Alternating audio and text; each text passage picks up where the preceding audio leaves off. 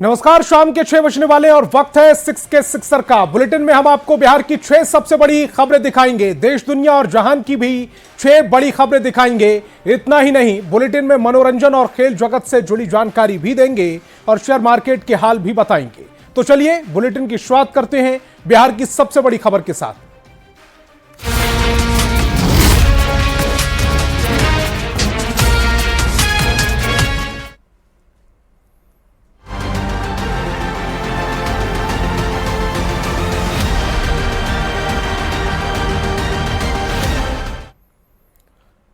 तो बिहार के वित्त मंत्री सम्राट चौधरी ने आज विधानसभा में 3 लाख करोड़ से ज्यादा का बिहार का बजट पेश किया है। 40 मिनट के भाषण में वित्त मंत्री ने 52 नई घोषणाएं की। नीतीश सरकार सबसे ज्यादा 60,000 करोड़ से ज्यादा शिक्षा पर खर्च करेगी।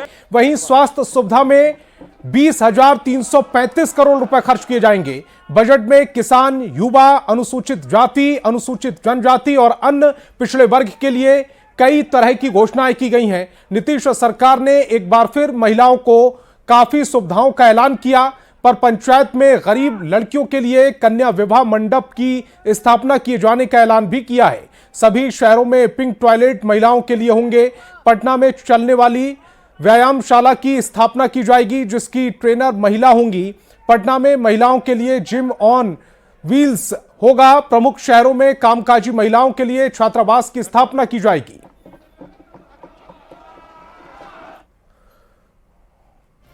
तो आइए अब आपको बताते हैं कि बजट में किसको क्या मिला है, किसके लिए क्या प्रावधान किए गए हैं। 3,16,895 करोड़ का यह पूरा बजट पेश किया जा रहा है। बजट में महिलाओं, युवाओं, किसानों पर फोकस रहेगा। महिलाओं के लिए बड़ी घोषणाएं की गई हैं, कई महत्वपूर्ण घोषणाएं की गई हैं। पंचायती राज निकाय के लिए 4,012 करोड़, नगर निकाय के लिए 2,160 करोड़ रुपए, SC ST के लिए 1,735 करोड़ रुपए, शिक्षा पर 60,964 करोड़ रुपए खर्च किए जाएंगे। स्वास्थ्य की बात की जाए तो स्वास्थ्य पर 20,335 करोड़ रुपए खर्च होंगे। गृह विभाग के लिए 17,831 करोड़ रुपए खर्च किए जाएंगे। ऊर्जा विभाग के लिए 13,448 करोड़ रुपए खर्च किए जाएंगे। बजट में महिलाओं के सशक्तिकरण पर भी खासा जोर दिया जा रहा है। ऐसे में BSRTC में महिलाओं को नौकरियों में 33% आरक्षण दिया जाएगा। बड़े शहरों में पिंक बस सर्विस शुरू की जाएगी। पिंक बस में केवल महिला ड्राइवर कंडक्टर होंगी। महिलाओं के लिए पिंक टॉयलेट की व्यवस्था होगी। हर पंचायत में विवाह मंडप बनाया जाएगा। कामकाजी महिलाओं के लिए नए हॉस्टल बनाए जाएंगे। महिलाओं के लिए जिम ऑन व्हील्स होगा, जिसमें जिम ट्रेनर भी महिलाएं ही होंगी। तो बजट सिर्फ बिहार में पेश नहीं हुआ है, बजट बिहार के पड़ोसी राज्य झारखंड में भी पेश हुआ है। और झारखंड में जो बजट पेश हुआ है उसकी क्या खासियत है वो भी बताएंगे।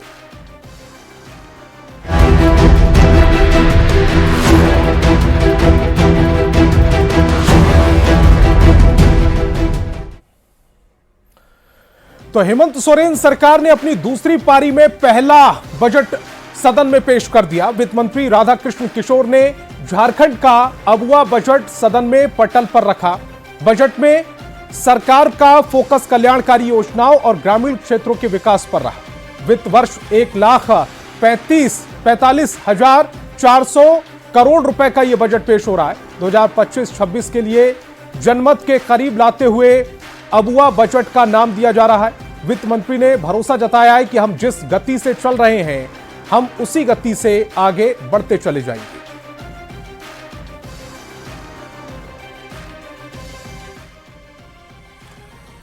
तो चलिए अब आपको बताते हैं कि किस विभाग को बजट में कितना मिला है। ऊर्जा विभाग को 9,894 करोड़ रुपए, 35,53,000 करोड़ रुपए। उद्योग विभाग को 4,806 करोड़ रुपए, 30,61,000 का बजट प्रस्तावित हुआ है। भवन निर्माण विभाग को 861 करोड़ 57,31,000 रुपए का बजट प्रस्तावित है। नगर विकास एवं आवास को 3,577 करोड़ 68,91,000 रुपए बजट प्रस्ताव हुआ है।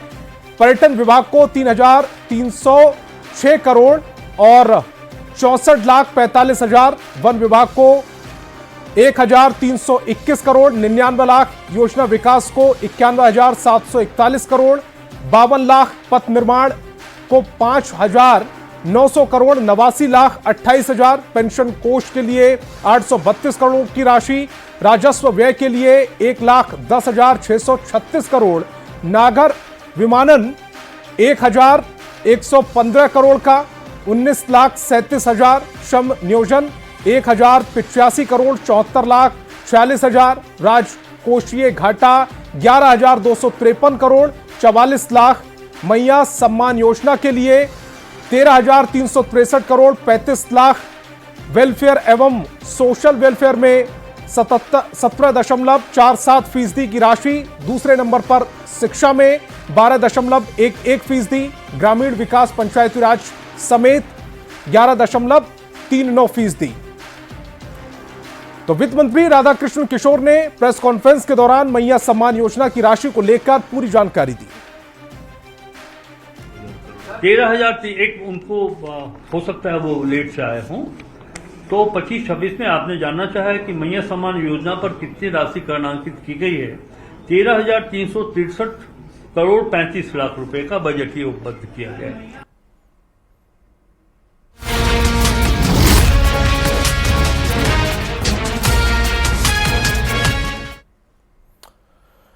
और अब बात देश विदेश की करेंगे। प्रधानमंत्री नरेंद्र मोदी आज विश्व वन्य जीव दिवस के मौके पर गुजरात में जूनागढ़ के गिर नेशनल पार्क पहुंचे। इस दौरान प्रधानमंत्री मोदी ने जंगल सफारी का आनंद लिया। इस दौरान प्रधानमंत्री ने कई जानवरों की फोटो भी खींचे। प्रधानमंत्री मोदी ने कई शेरों की तस्वीरें अपने कैमरे में कैद की। फिर नेशनल पार्क दुनिया भर में एशियाई शेरों की जीवित आबादी का अंतिम निवास स्थान है। इसके अलावा यहां हिरण, नीलगाय, सांभर, चीतल, बारहसिंगा और चिंकारा समेत पक्षियों की 300 से ज्यादा प्रजातियां भी देखने को मिलती हैं। तस्वीरें भी हम आप तक पहुंचा रहे हैं। गिर के जंगल में प्रधानमंत्री नरेंद्र मोदी जब पहुंचे तो वहां उन्होंने फोटोग्राफी भी की है। और ये जो जंगल है, नेशनल पार्क दुनिया में एशियाई शेरों को की जीवित आबादी का अंतिम निवास स्थान है। इसके अलावा यहां हिरण, नीलगाय, सांभर, चीतल, बारहसिंगा और चिंकारा समेत पक्षियों की 300 से ज्यादा प्रजातियां भी देखने को मिलती हैं।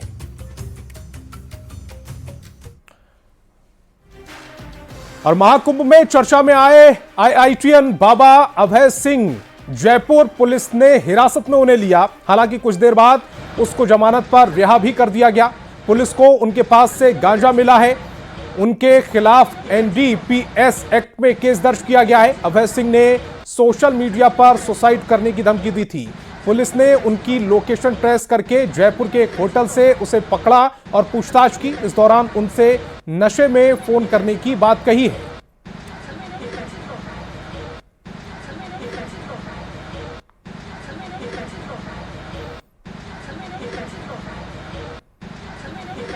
आए तो पता नहीं क्या किसी ने ऐसे बोल दिया कि बाबा जी आत्महत्या कर रहे हैं, क्या अजीब से केस का बहाना लेके आए ना। बट वो फिर वो करके छोड़ गए। वो फिर मैंने कभी बोला कि यार अब ये प्रसाद पे करोगे तो कुंभ में तो इतने सारे लोग ओपन नहीं पीते हैं, फिर सबको गिरफ्तार करो फिर। मतलब ये तो लाइक अंडरस्टूड ही होता है ना इन्हें भारत के अंदर। आपके खिलाफ जो भी है चाय पीने चल रहे हैं ना अभी, चलो ना आप लोग। आपके खिलाफ FIR भी दर्ज की है? हाँ वो बता तो दिया ना। किस मामले में? आप एक ही बार में बात कर लो ना, रिकॉर्ड बता तो दिया मैंने। एक बार क्या FIR दर्ज की हुई? नहीं NDPS की कोई FIR दर्ज की? हाँ वो NDPS वाली भी है। क्या बोला जब? क्या वो 320 क्या ऐसे वाली थी? क्या तलाशी में मिला? गांजा। हाँ तो आपको क्या आपत्ति थी? आपको जो दिक्कत थी जयपुर पुलिस आकर चेकिंग, उनका ये कहना है कि आप नहीं कर सकते। हाँ मतलब वो वैसा है ना कि शादी के लिए तो वैसे मान लेते हैं, बट वो क्या सूचना? ये मादक बताते हैं एक बार तलाशी में, जैसा अधिकारियों ने बताया। क्या सुसाइड क्या सर देते हैं आपको अपडेट थोड़ा सा तो बताइए क्या मादक देते हैं अपडेट थोड़ा सा अपडेट बताइए। FIR कर रहे हैं क्या? अभी अपडेट देते हैं सर, थोड़ी देर रुक जाए। नहीं जानकारी अभी कर देंगे सर, आपको अपडेट कर FIR देंगे। कर रहे हैं कि नहीं कर रहे? आपको अभी अपडेट कर देंगे सर। अभी करते हैं, अभी करते हैं। मादक पदार्थ को लेके अब ब्रज में होली पर मुस्लिमों पर बैन की मांग तेज हो गई है। हिंदू धर्मगुरु और श्री कृष्ण जन्मभूमि के पक्षकार दिनेश फलाहारी ने अपने खून से मुख्यमंत्री योगी आदित्यनाथ को पत्र लिखकर इस मांग को और बल दे दिया। उन्होंने चिट्ठी में मुस्लिमों पर हिंदू त्योहारों में घुसपैठ करने का आरोप लगाया, साथ ही पूरे विश्व में मुस्लिमों पर बैन लगाने का आग्रह किया है।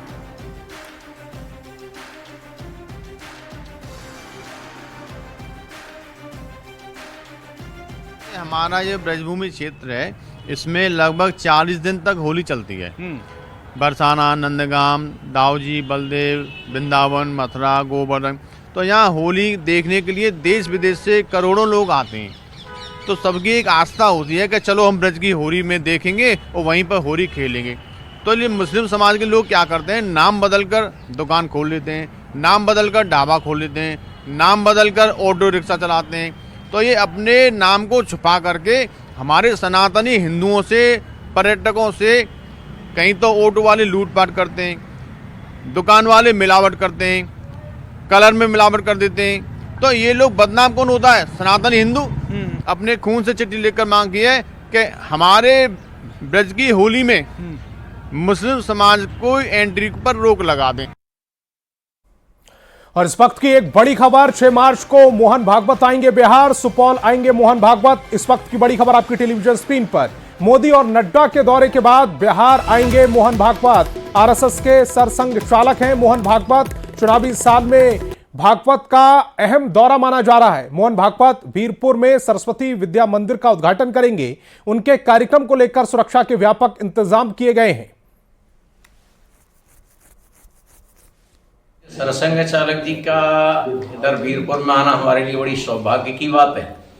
कई वर्षों से चर्चा चल रही थी कि यहाँ पर आकर के विद्यालय का लोकार्पण किया जाए, लेकिन कोरोना के कारण से व्यवस्था उस समय बन नहीं पाई। पिछले दिनों उनके साथ चर्चा हुई थी, उन्होंने कहा कि सीमा पर और विद्या भारती का अगर विद्यालय कोई खोला जा रहा है तो उसके उद्घाटन के लिए अगर मुझे बुलाया जा रहा है तो मैं जरूर आऊँगा, ऐसा उन्होंने संकेत दिया। और उसी अनुसार उनकी तारीख तय हो गई और हम सब कार्यकर्ता मिल करके और उनके आने पर उनके स्वागत की तैयारी जोरदार तरीके से कर रहे हैं। बागेश्वर धाम वाले बाबा धीरेन्द्र शास्त्री 6 मार्च को गोपालगंज आ रहे हैं। यहां वे रामनगर स्थित राम जानकी मठ में 5 दिवसीय हनुमत कथा करेंगे, साथ ही दिव्य दरबार भी लगाएंगे। बाबा जी के इस कार्यक्रम को लेकर श्रद्धालुओं में भारी उत्साह देखा जा रहा है, क्योंकि यह पहली बार है जब वे गोपालगंज में कथा करेंगे। बाबा की कथा में शामिल होने के लिए न केवल गोपालगंज बल्कि सीवान, मोतिहारी, बेतिया, छपरा और यूपी के देवरिया और कुशीनगर जिले से भी बड़ी संख्या में लोगों के पहुंचने की संभावना है। आयोजन समिति ने इस भव्य कार्यक्रम के लिए तैयारियों को अंतिम रूप देना शुरू कर दिया है। रामनगर में प्रयागराज से पहुंची टीम द्वारा एक विशाल पंडाल का निर्माण किया जा रहा है, जिसमें लगभग 1.5 लाख श्रद्धालुओं के बैठने की व्यवस्था की जाएगी। इसके अलावा कार्यक्रम स्थल पर विधि व्यवस्था और सुरक्षा व्यवस्था को लेकर जिला प्रशासन ने भी अपनी तैयारियों को तेज कर दिया है। एसपी अवधेश दीक्षित ने खुद आयोजन स्थल का निरीक्षण किया और सुरक्षा इंतजामों को लेकर आयोजकों और मठ के साधु संतों के साथ बैठक की। दिव्य दरबार में लोग बाबा से आशीर्वाद प्राप्त करने के लिए अपने नाम का पर्चा भी लगाएंगे। आएंगे और 5 दिनों तक यहाँ कल्पवास करेंगे। उनका वास होगा, यहाँ पर्ची भी कटेगी और यहाँ भव्य कार्यक्रम पूरे छपरा कमिश्नरी से, मोतिहारी, बेतिया से भी यहाँ जन जन के पास सूचना है, सारे लोग आ रहे। लगभग अंदाज़ा यही है कि 25 से 30 लाख लोगों की भीड़ जो है यहाँ प्रारंभिक दिन 6 तारीख से ही एकदम बिल्कुल जो है प्रारंभ होगी। लाखों की भीड़ यहाँ होगी। यहाँ पर बहुत भव्य जो है बाबा को स्वागत करने के लिए यहाँ की जनता, यहाँ तक कि जो है 2, 4, 5, 10 जिला क्या कहें पूरे बिहार से जितने भी उनके जो है भक्त हैं, सब लोग काफ़ी उत्साहित हैं और सब लोगों के मन में है कि हम लोग का सौभाग्य है कि इस धरती पर बिहार के गोपालगंज जिला के अंतर्गत भोरे थाना के रामनगर मठ पे आ रहे हैं। हम लोग का जो है सौभाग्य है कि उनका जो है दर्शन करने का और पर्ची खुलवाने का और उनसे कथा सुनने का सौभाग्य है। और हरियाणा के रोहतक के कांग्रेस नेता हिमानी नरवाल की हत्या की गुत्थी सुलझ गई है। हिमानी की हत्या उनके दोस्त ने मोबाइल चार्जर के तार से गला घोंटकर की थी। झज्जर के खेरपुर गांव में रहने वाले 30 साल के सचिन उर्फ ढिल्लू की मोबाइल शॉप है। 1 साल पहले उसकी फेसबुक पर कांग्रेस नेता हिमानी नरवाल से दोस्ती हुई थी। सचिन 27 फरवरी की रात हिमानी के रोहतक के विजयनगर स्थित घर में रुका था।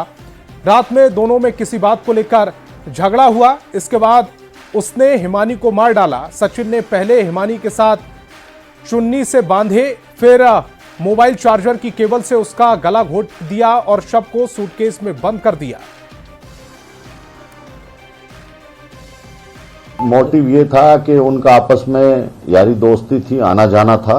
करीब 6-8 महीने से 1.5 साल से सोशल मीडिया पे थे और उनकी जो कहानी एक्यूज ने बताई है, जो इंसाफ किया है, उसको हम बार बार वेरीफाई कर रहे हैं। लेकिन इनका झगड़ा हुआ है आपस के अंदर। झगड़ा किस बात पे हुआ वो सब चीजें रिमांड के अंदर आएंगी। अच्छा, नाम क्या था सर इसका, कहाँ का रहने वाला? सचिन है, ये झज्जर का रहने वाला है।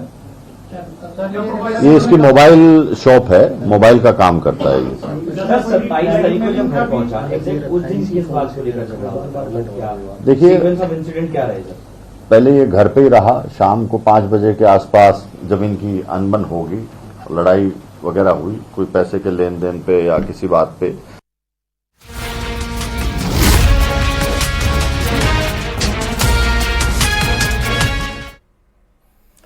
खबर लॉ एंड ऑर्डर से जुड़ी। गोपालगंज से बड़ी खबर मिल रही। फर्जी जीटीओ और एडीटीओ गिरफ्तार हुए हैं। यूपी बिहार के बलथरी चेक पोस्ट से गिरफ्तार किए गए हैं। एसपी के निर्देश पर गठित टीम ने यह कार्रवाई की है। ट्रक चालकों से अवैध वसूली करते थे दोनों। कुचायकोट पुलिस ने बलथरी चेक पोस्ट पर यह कार्रवाई की। निखिल मिश्रा और गुड्डू कुमार गिरफ्तार कर लिए गए हैं। डीटीओ और एडीटीओ ये दोनों फर्जी बनकर ये वाहन चेकिंग के दौरान लोगों से वसूली करते थे और उसी क्रम में यह कार्रवाई की गई। अब दोनों को धर दबोचा गया है। लगातार सतर्कता बरतते हुए ऐसे लोग जो पुलिस के नाम पर या फिर प्रशासन के नाम पर पैसा ऐंठते हैं, उस मामलों के द्वारा पहले भी कार्रवाई की जाती रही है। उसी क्रम में कल सूचना प्राप्त हुआ था तो कुछ लोगों को हम लोगों ने गिरफ्तार किया है, जो कि वहीं के ट्रक वालों के साथ में पैसे की वसूली कर रहे हैं।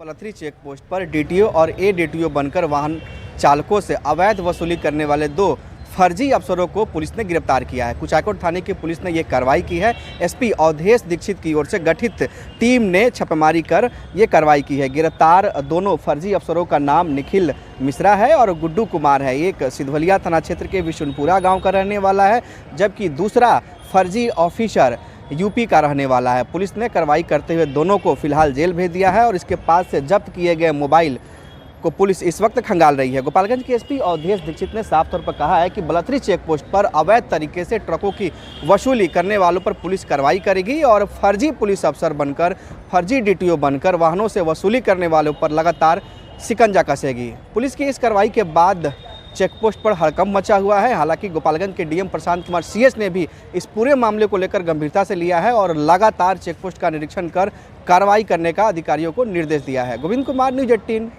गोपालगंज। और गोपालगंज के आरजेडी विधायक प्रेम शंकर प्रसाद को जान से मारने की धमकी मिली है। बैकुंठपुर विधानसभा के विधायक प्रेम शंकर प्रसाद ने धमकी मिलने के बाद थाने में प्राथमिकी दर्ज करने के लिए आवेदन दिया है। वीडियो शेयर कर धमकी देने वाले आरोपी का नाम विकास सिंह है, जो गोपालगंज के बकरी गांव प्यारेपुर पंचायत का रहने वाला है। वायरल वीडियो में धमकी देने वाले व्यक्ति ने बागेश्वर धाम वाले पंडित धीरेन्द्र शास्त्री पर आरजेडी विधायक द्वारा दिए गए बयान पर नाराजगी जाहिर करते हुए गाली गलौज भी की है।